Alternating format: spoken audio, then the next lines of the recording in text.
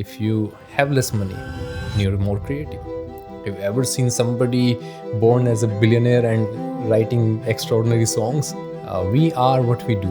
That means excellence is not an act, it's an habit. In Hindi, there is bhai, which means brother literally, and then there is bhaiya, which is also brother but polite form of brother. But in English, there is nothing like that. There is no brother and polite brother. If your mouth is moving in one language and you're trying to create a different sound, the sound will be sounding like your primary language. That's your mother tongue. That's why we all have accents. The factories of the future will have only two employees, a man and a dog. The man is there to feed the dog. Tasks should start from effectiveness, efficiency, then hard work. This is the process that I use. In the past, I've been really stupid to follow it the other way around. Hello, and welcome to the episode 4 of Monthly Dose of Insights, the show where I talk about different ideas or interesting and fun ideas that I learned in the previous month. If you're new here, my name is Mayank. I'm a PhD researcher working on nano devices. The first idea that I wanted to talk about today is about thoughts. We are what we do. That means excellence is not an act, it's an habit. Aristotle said it. I didn't say it, but it gives you some insight, and it's kind of a question that I also used to ask myself, and I still ask every time I see some extraordinary athlete on TV. I mean, on YouTube or on computer screen or wherever. I always ask myself this thing, that what's the difference between them and myself? I mean, I would assume I'm an optimistic person. I would assume that most of you or all of you who are watching this show are reasonably lucky. We all have our limbs intact. We are gifted with all the good things that a human should have by birth. That means the only difference between us, me, you, an extraordinary athlete, it's not about just athlete or researcher or in any field, is the software, no?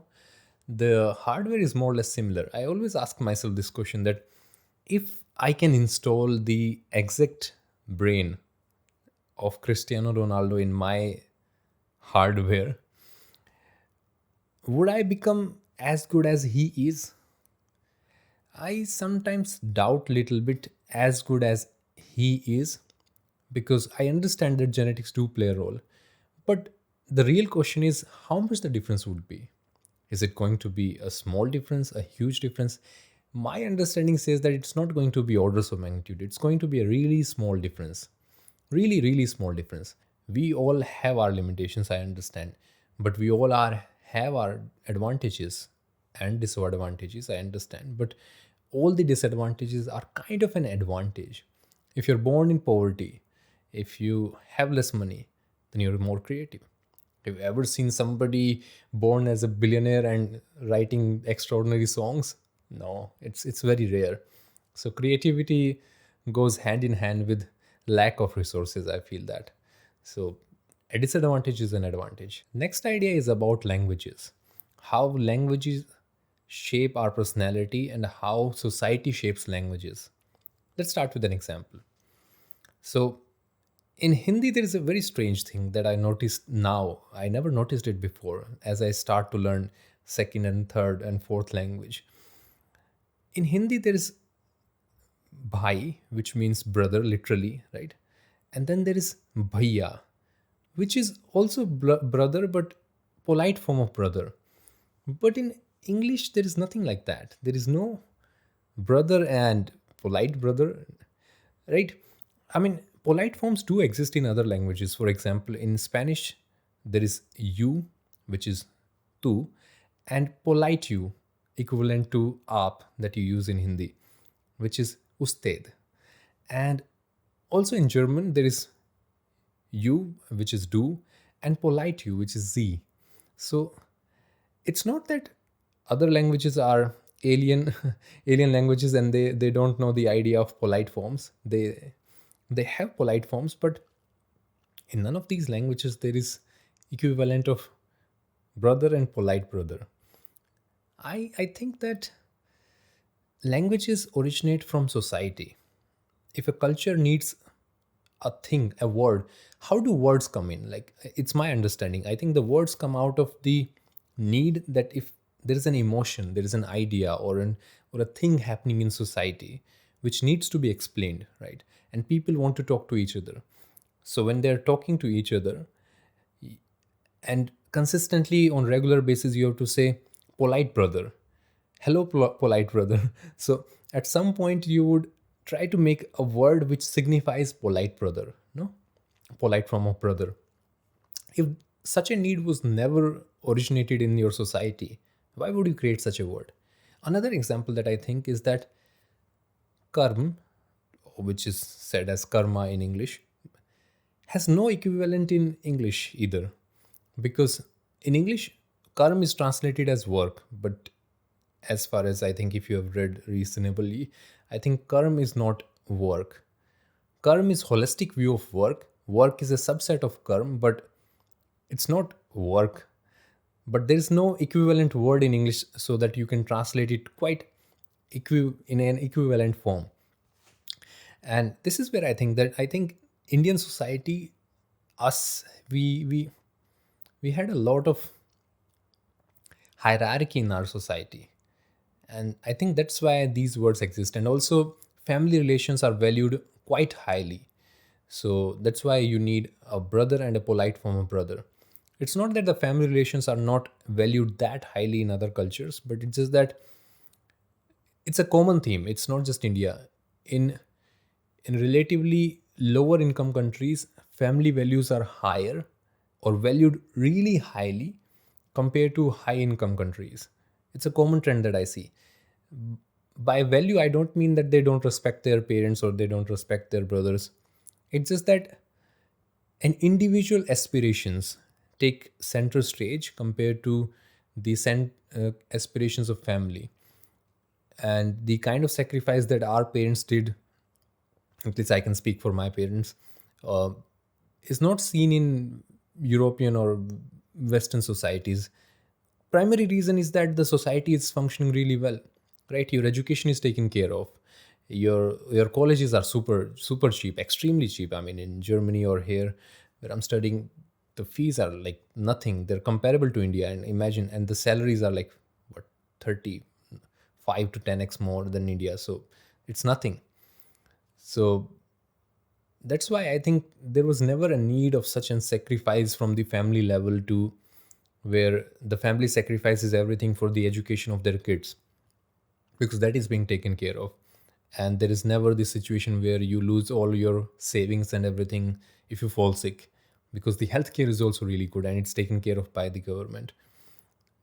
So considering when healthcare and education is taken care of, I mean, in Sweden, I don't think so. You need to spend any penny on your kid's education at all from the day the kid is born. And the education system is not bad either. It's kind of the world class. I think that's why these words don't exist. It's just a fun thought that I had. I mean, you can observe something like this in different words as well. It's not just bhai and bhaiya. There are more words, I think. There are plenty of words like that which don't exist in different languages. And equivalent, I mean, there will be similar situations where some word exists in English or in Spanish or in German that there is no equivalent word in Hindi, for example. Um, that's probably again because in a particular society, if that situation never occurs, why there is a need of making such a word? Okay, that was kind of the second thought that I had. And language shapes you a lot. There's one more point I would like to add, that when I think in English, when I think in Hindi, when I think in different language, I'm I'm a different person altogether. Your brain functions very differently. Mostly, I would say for the 80% of my waking up hours, I'm thinking in English. That's probably because my work life and everything is designed around that. I rarely get a chance to think in Hindi now, at least for last, I would say, 5 to 7 years. But of course, when I'm talking to my mom or some friend, we're thinking like that. But still, there are times when, for example, now I'm stuttering a little bit, right? You see that my flow has broken because suddenly, in order to speak to you about Hindi, my brain went into thinking about Hindi. And the moment the brain went into thinking about Hindi, now suddenly the part which was thinking in English is like colliding with that. That's another thing that happens when you try to translate things. The accent doesn't go away. I mean, I still have an accent, but when you think in Hindi and try to speak in English, that's when the problem is. It's a very weird thought. Okay, I will cut it after. The only thing that I would like to point out is that when you're thinking in your mother tongue and try to speak a different language, what happens is that your brain is making the mouth movements in your mother tongue, but you're trying to create another sounds in a different language. If your mouth is moving in one language and you're trying to create a different sound, the sound will be sounding like your primary language. That's your mother tongue. That's why we all have accents. It's very hard to get rid of it, but if you practice, of course, at some point, if you're trying to start making mouth movements of the native people, of course, you'll sound like native people. Okay, let's move on to the idea number 3. The factories of the future will have only 2 employees, a man and a dog. The man is there to feed the dog, and the dog is there to keep the man away from equipments. I didn't say it. I think it's from Weiner. I forgot his last name. I'll put it here. But it seems to be coming true slowly and steadily as the AI progresses.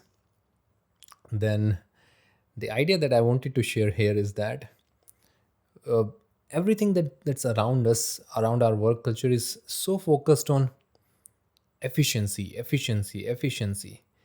I would like to point out that in my understanding, your life should, or every task should start from effectiveness, efficiency, then hard work. This is the process that I use. In the past, I've been really stupid to follow it the other way around. I would start with hard work, efficiency, effectiveness. But it should be this way. Why I'm saying that? Effectiveness is all about elimination. Once you start a task, just ask yourself before doing it, is it a required task or not?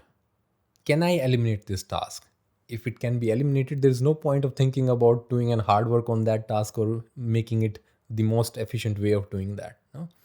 First, eliminate. If you can't eliminate, then think about efficiency. If you can't eliminate a task, try doing it the most efficient way possible. And then comes the hard work. Once the efficiency is optimized, now you know that you have to do it. You have figured out the most efficient way. Now comes your hard work.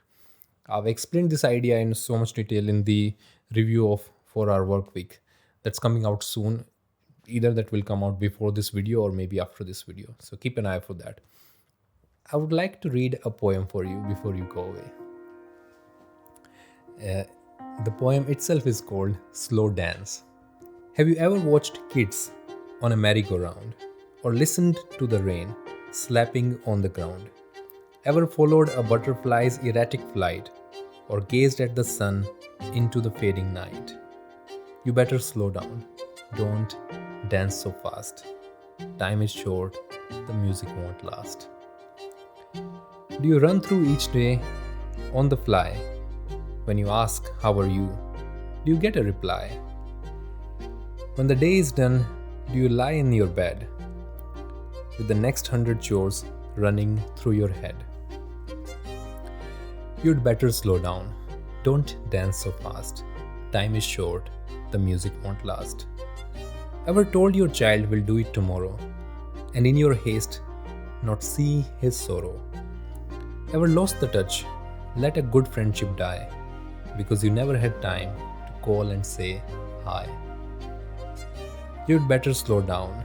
Don't dance so fast. Time is short. The music won't last. When you run so fast to get somewhere, you miss half of the fun of getting there. When you worry and hurry through your day, it's like an unopened gift thrown away. Life is not a race. Do take it slower. Hear the music before the song is over. That's it. That was the episode. Stay tuned. Next episode coming soon. Every month I release these episodes, and we are running a different series called Decoding Decisions, where I talk about how different biases change our perspective about life and how we see wrong things all around us. Stay tuned for that as well. Have a good one, guys. See you on the next one.